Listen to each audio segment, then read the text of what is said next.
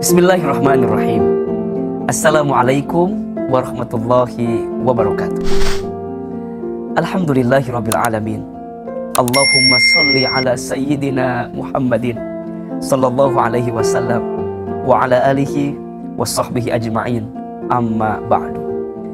Pemirsa CNN Indonesia yang dicintai oleh Allah Subhanahu wa ta'ala, di antara sikap mulia yang bisa kita hadirkan dalam diri kita adalah sikap untuk memaafkan kesalahan orang lain. Sungguh, sikap memaafkan ini adalah sikap yang akan mendatangkan kebaikan. Sikap memaafkan adalah sikap yang akan mengantarkan kebahagiaan. Memaafkan itu menyembuhkan. Memaafkan itu menguatkan. Memaafkan itu mengantarkan keberkahan. Dan memaafkan itu jalan kemuliaan. Maka sungguh orang bisa dikatakan baik ketika dia bisa memaafkan. Maka dalam Al-Quran, ketika ada kalimat perintah memaafkan, itu disandingkan dengan perbuatan ma'ruf, perbuatan baik. Perhatikan Quran surat Al-A'raf ayat 199. Allah Subhanahu wa ta'ala berfirman, A'udzubillahi minasyaitonirrajim. Bismillahirrahmanirrahim. Khudil afwa wa'mur bil urfi wa'arid anil jahilin. Jadilah engkau pemaaf dan suruhlah orang mengerjakan yang ma'ruf, serta berpalinglah daripada orang-orang yang bodoh. Masya Allah. Bagaimana kedudukan orang yang bisa memaafkan itu disandingkan dengan orang yang menghadirkan kebaikan dalam hidupnya. Artinya apa? Ingin dikatakan orang baik dalam pandangan Allah, maka belajarlah memaafkan kesalahan. Maka orang yang pandai memaafkan menggambarkan dirinya di antara ciri orang yang bertakwa. Dalam ayat yang lain Allah sampaikan, siapakah orang-orang yang bertakwa itu? Alladzina yunfiquna fis sarra'i wad dharra'i wal kadhiminal ghaidha wal 'afina 'anil nas wallahu yuhibbul muhsinin.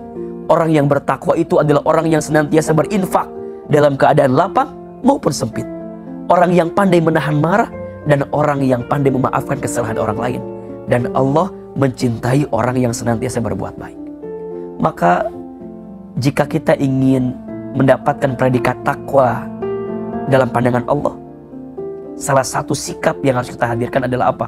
Memaafkan kesalahan orang lain. Bahkan ada satu surga yang luasnya lebih luas daripada langit dan bumi, yang Allah persiapkan salah satunya untuk siapa? Untuk orang yang bisa memaafkan kesalahan orang lain. Maka jika ada yang pernah menyakiti kita, jika ada yang pernah menggores luka di hati kita dari sikap orang lain kepada kita, belajarlah untuk melembutkan hati dengan memaafkannya. Sungguh ketika kita bisa memaafkan, maka di saat yang bersamaan sebenarnya Allah sedang menghapuskan kesalahan kita, sedang mengampuni dosa-dosa kita. Perhatikan surat An-Nur ayat 22. Allah Subhanahu wa ta'ala berfirman, yang artinya, dan janganlah orang-orang yang mempunyai kelebihan dan kelapangan di antara kamu bersumpah bahwa mereka tidak akan memberi bantuan kepada kaum kerabatnya, orang-orang yang miskin dan orang-orang yang berhijrah pada jalan Allah. Dan hendaklah mereka memaafkan dan berlapang dada. Apakah kamu tidak ingin jika Allah mengampunimu? Dan Allah Maha Pengampun lagi Maha Penyayang. Masya Allah. Orang yang memaafkan kesalahan orang lain, di saat yang bersamaan Allah gugurkan dosa-dosanya. Maka sebenarnya jika ada orang yang menyakiti kita, jika ada orang yang mengkhianati kita, jika ada orang yang menzolimi kita, sebenarnya kita sedang diberikan pahala olehnya ketika kita bisa memaafkannya. Maka hadirkan hati ini, sikap untuk bisa memaafkan kesalahan orang lain. Bahkan dalam satu keterangan lain disebutkan, barang siapa yang ingin dibangunkan istana di surga, lakukan 3 hal ini. Yang pertama, falyafu amman dolamaka, maafkan orang yang menyakitimu.